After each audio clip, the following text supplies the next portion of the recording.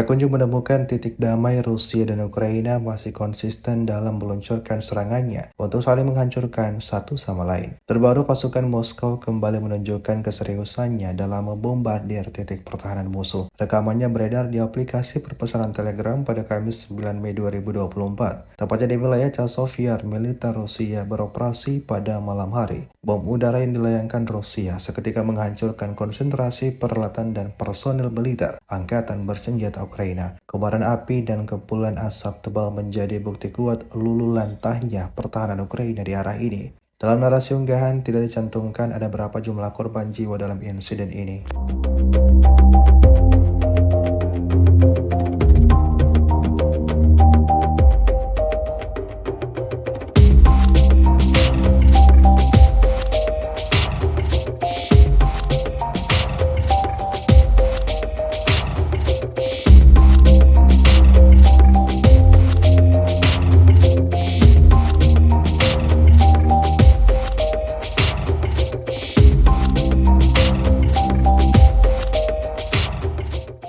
Download Tribun X sekarang, menghadirkan lokal menjadi Indonesia.